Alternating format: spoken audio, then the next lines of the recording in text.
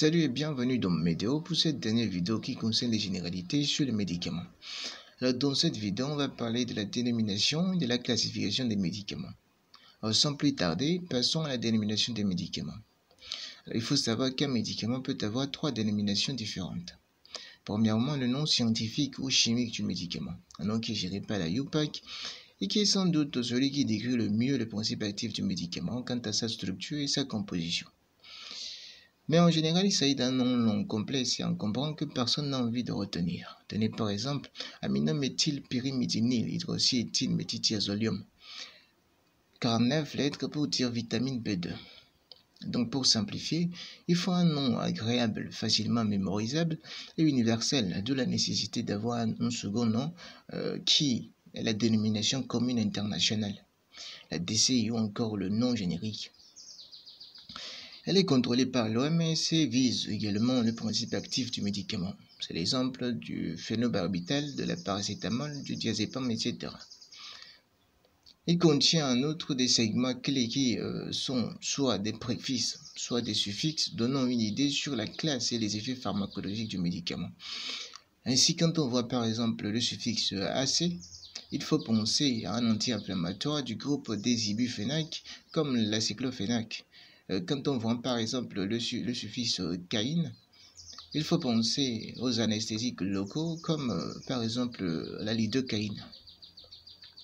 Maintenant, sur le marché, un même médicament peut avoir plusieurs noms, variables selon le pays. Et c'est le nom commercial du médicament ou encore le nom de spécialité qui est un nom de fantaisie attribué par le laboratoire pharmaceutique qui a produit le médicament. Ainsi, par exemple, pour le diazépam, il y a le Valium. Pour le paracétamol, il y a l'Efferlagan, le Dafalgan, le Dolgo. Et chaque nom commercial est suivi par ce symbole R que vous voyez à l'écran actuellement. Et le R, c'est pour Registered, c'est-à-dire enregistré en anglais. Passons maintenant à la classification des médicaments.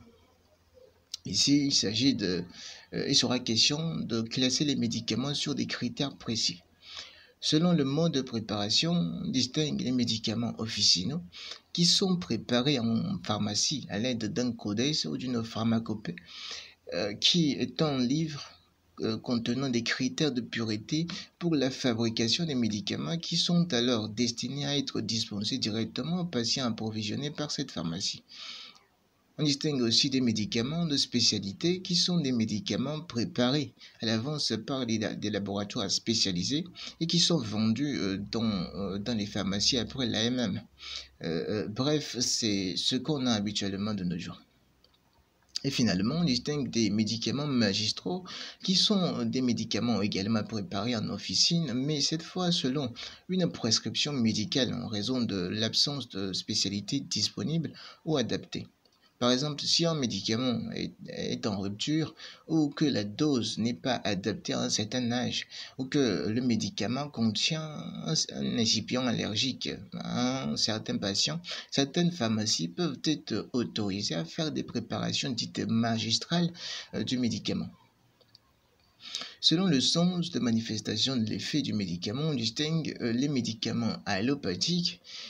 Ils sont basés sur la loi des contraires, c'est-à-dire qu'ils guérissent dans le sens contraire des manifestations de la maladie. Par exemple, pour soulager une fièvre, il faut un antipyrétique. Pour soulager une inflammation, il faut un anti-inflammatoire, etc. etc. On distingue également les médicaments homéopathiques. Ils sont basés sur la loi des similitudes qui dit que toute substance capable de provoquer chez un homme sain des troubles peut, à très faible dose, faire disparaître ces mêmes troubles chez un homme malade. Alors, c'est vrai que ça sonne faux. D'ailleurs, il n'est même pas considéré comme un vrai médicament, vu qu'il a été prouvé que son fonctionnement est totalement basé sur l'effet placebo.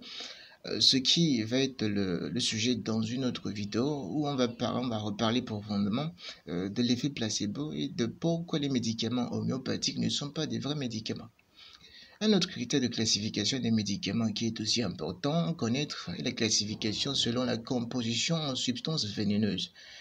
Alors, une substance vénéneuse est une substance active capable d'induire une toxicité accidentelle dans l'organisme au cours de son utilisation thérapeutique. Selon la nature, l'intensité des effets nocifs et elle est classée sur une liste de substances vénéneuses.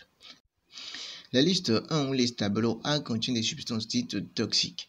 Il est donc nécessaire de respecter les doses. Sur la boîte, il y a un cadre rouge qui l'indique. Et en dessous du cadre rouge, il y a la mention respecter la dose, comme vous le voyez à l'écran actuellement. La liste 2 ou liste tableau C contient des médicaments dits dangereux. Leur toxicité intrinsèque est plus faible, mais il est également nécessaire de respecter les doses. Leurs boîtes sont marquées par un cadre vert.